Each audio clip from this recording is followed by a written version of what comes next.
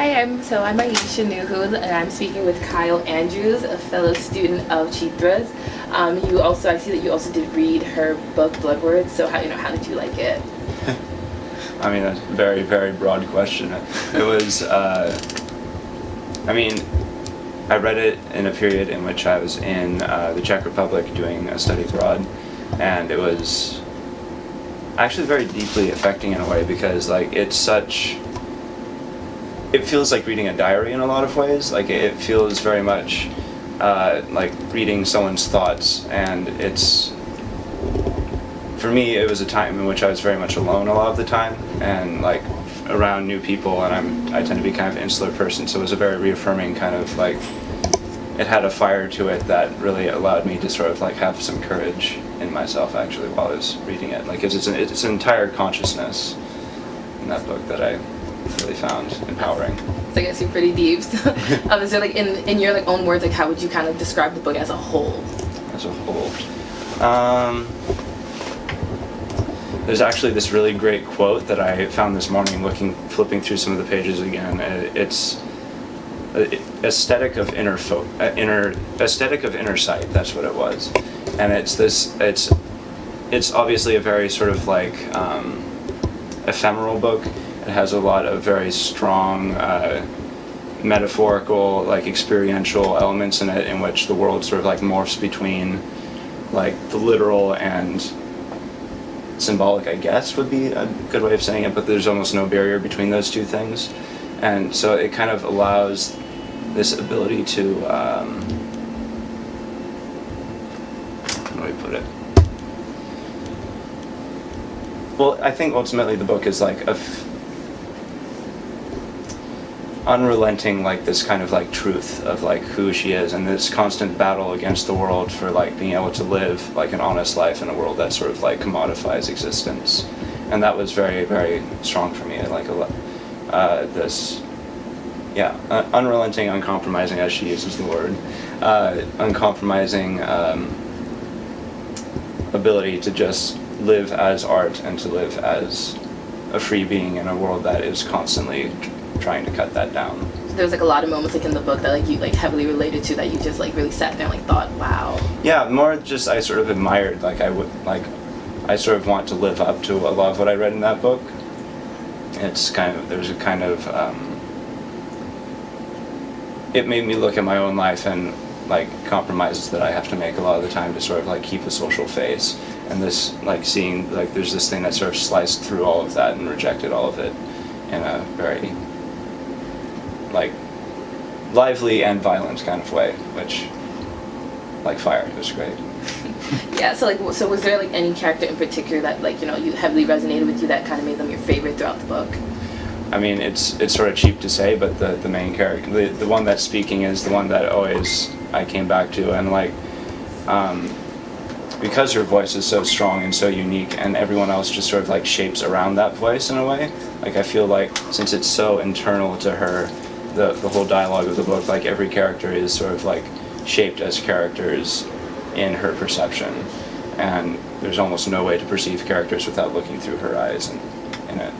And this this ability of her to so clearly point out which ones are contributing to her life, and being able so easily to cut those off who she has experienced as like sucking the life away from her. Okay, so as a filmmaker yourself, is there like any way in the sense that the book has influenced a lot of the work that you've been currently doing at the time, or like even like in the moment right now? Mm-hmm. Well, yeah, actually very much so. I'm currently working on a piece that plays a lot of like with the duplicity that is existent in Bloodwords between, like, in Bloodwords there's the version of her in India raising a child and married, and the version in America working as an artist and a performer, and there's that constant like back and forth liminal relationship between the two of them, and it's very it had a big hand in what I'm currently working on, which is very much a piece about like encountering yourself and a different version of yourself that has made separate choices, and sort of reckoning with the gap between who you could be and who you are. And Bloodwords had a really big part in sort of understanding what it means to not envy another version of yourself, but to be deeply entwined with other characters that you play and that you have played or might have played, as like something that's not really separate from you, but something that deeply influences you every single day. The possibilities that you could be.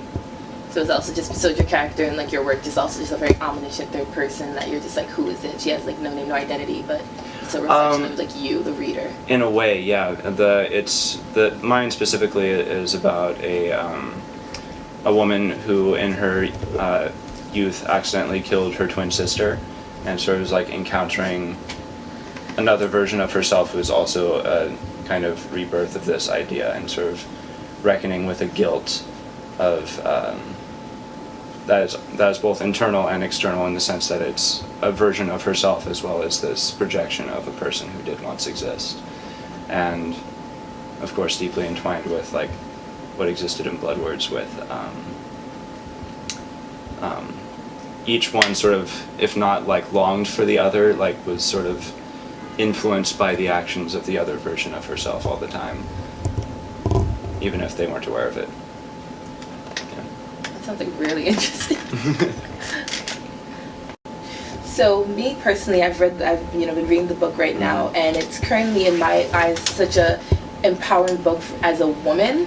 And as a guy, like, how do you like feel about a lot of other opinions saying that it's like a very resonated book for women and women empowerment? Well, let's face it, women are more interesting than men in literature. Like, frankly, True. Like, women don't have to pretend a lot in order to be honest. Like, masculinity is largely, I think, defined by putting on a performance of power, and womanhood in literature cuts through all that and allows you to get to like the heart of a person much more quickly. And like, I think like people who say that women just they don't know how to write women or don't know how to read women because they're different, like some alien creature or something, it's honestly just a clearer, more healthy human consciousness. It's so much easier to write than men. So you agree to be safe to say, that it makes you kind of like respect women just a little bit more, or like as if, as a guy, like considering that, is there a way that like you could relate, and kind of be more in touch with like your feminine side from like reading the character's experiences? If I'm not in touch with my feminine side, then I'm like failing my life. It's healthier to read women, I think. I think the more I've gotten away from masculine literature, the more I've sort of been able to discover my own flow and work. Because most of my characters are women in films, anyways. Like they're easier for me to write because you don't have to constantly think about what a man would think. Play with ego, which is what defines a lot of maleness, if you will. Maybe I'm just being pessimistic, but that's just where I'm at currently.